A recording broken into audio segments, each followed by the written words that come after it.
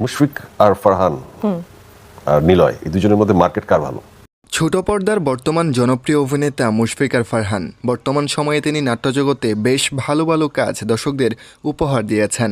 অপরদিকে ছোট পর্দার আরও এক জনপ্রিয় অভিনেত্রী জান্নাতুল সোমায়া হিমি, তিনিও দারুণ দারুণ সব নাটক দর্শকদের উপহার দিচ্ছেন।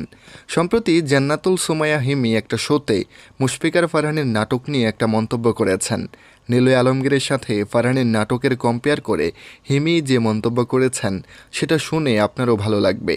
চ্যানেল আইয়ের একটা শোতে শাহরিয়ার নাজিম জয় জান্নাতুল সোমায়া হিমিকে একটা প্রশ্ন করেন। প্রশ্নে বলা হয়, মুশফিক ফারহান এবং নিলয় আলমগীরের মধ্যে কার মার্কেট ভালো? তখন হিমি বলেন, ফারহানের নাটক অনেক দিন পর পর মুক্তি পায়, সেক্ষেত্রে ফারহানের নাটকে হিউজ পরিমাণ ভিউও হয়। সো এই ক্ষেত্রে মার্কেটে ফারহান এগিয়ে আছে। অপরদিকে নিলয়ের নাটক প্রতি সপ্তাহে মুক্তি পাচ্ছে, তার নাটকের কোয়ান্টিটিও বেশি।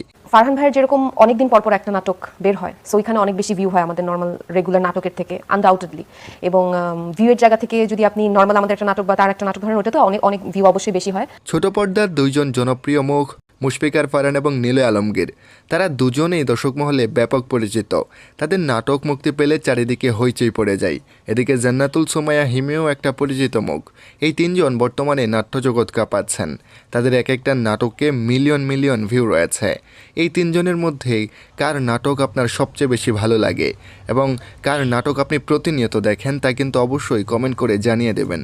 এছাড়া ছোট পর্দার দুই অভিনেতা মুশফিক ফারহান ও নিলয় আলমগীরের মধ্যে বর্তমানে মার্কেটে কে বেশি এগিয়ে, নিলয় আলমগীর নাকি মুশফিক আর ফারহান? আপনার কাছে কোনটা মনে হয় তা কিন্তু অবশ্যই জানাবেন।